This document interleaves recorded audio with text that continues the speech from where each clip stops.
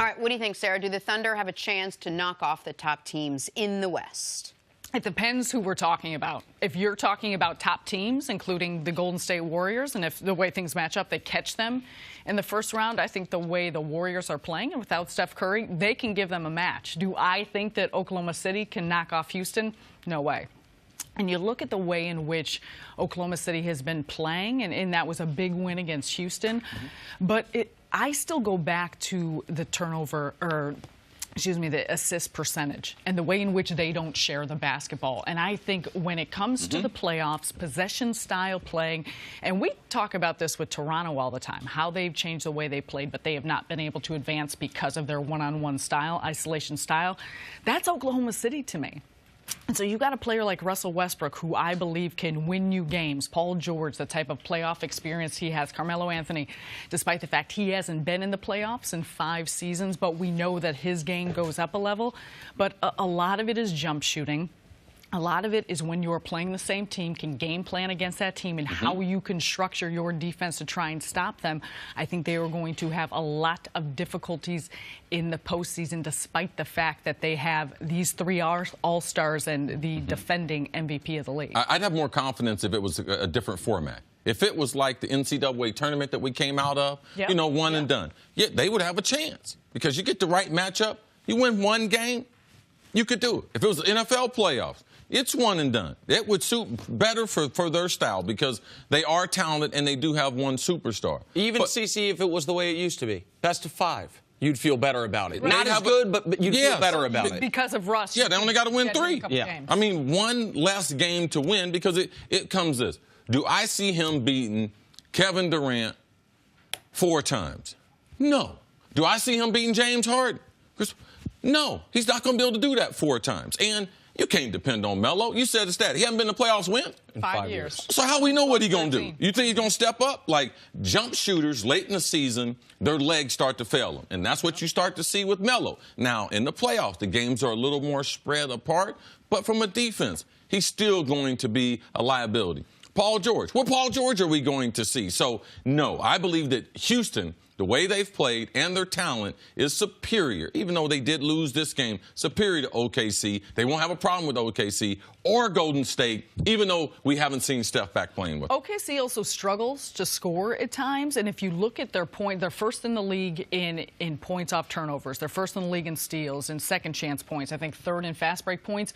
You don't get those same type of offensive production and generation from your defense, I think, because of the possession game in the playoffs as they might now. So I think that's a major area of concern. I do want to give OKC full credit for what happened this weekend, though. We talked about it quite a bit.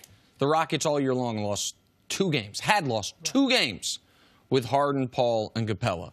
And OKC went there and beat them. By the way, they weren't resting anybody. Harden played 36 minutes. Chris Paul played 36 minutes. They you know what I mean? This was one of those games. There's one thing coming down the stretch.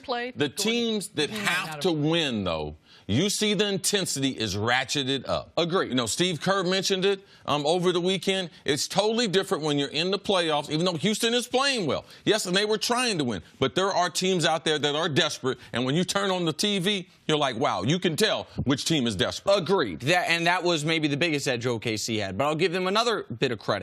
This was the first game since Christmas against a really good opponent OKC has won without Russ having one of those magical Russ games. 35, 14, 9. Like, Russ, not like he played poorly, but 24, 7, and 10. That's basically below his averages in almost every category. So, like, in fact, it is just below his averages in every single category. So, they deserve credit in that. And there was one other interesting note.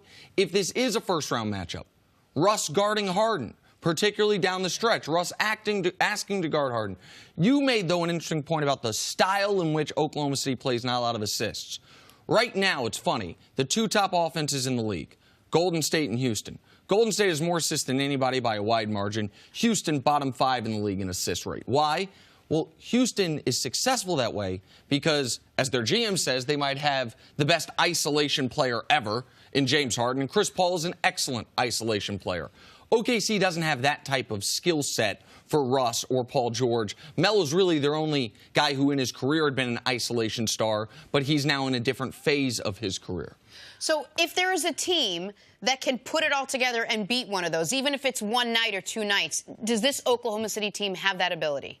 They have to click on all cylinders. They have to click on all admittedly. cylinders. And I think they've got to do the attention to detail on they're first in the league in offensive rebounding. Steven Adams is an absolute monster, and they get a lot of second chance opportunities and possessions because of that. But they're vulnerable on the defensive end rebounding. Also against different matchups, when teams like a Houston can spread you out, go 5 out, and you've got Steven Adams trying to run around and guard a guy like Clint Capella who can move, or if they go with 5 perimeter players that can shoot the 3, that I think becomes a matchup problem for a team like OKC. And Russ, as a perimeter defender, is not dependable. Yeah, he did a good job, but he's not. He has not been that way. When Russ goes across the court, he does not have the same intensity that when he dresses with them clothes he wears and that he has on the offensive end. There's a different player on the defensive end on a regular basis throughout his career. And with that being said, Corey Brewer has done an excellent job since they brought him over, but not having Andre Robertson changes the entire complexion of the Thunder defense, and he can take off a lot of pressure that now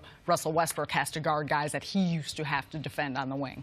Thanks for watching. Subscribe here to get the latest from the show. Also, be sure to check out more of the best clips from First Things First, or go watch a few segments from our other shows on FS1.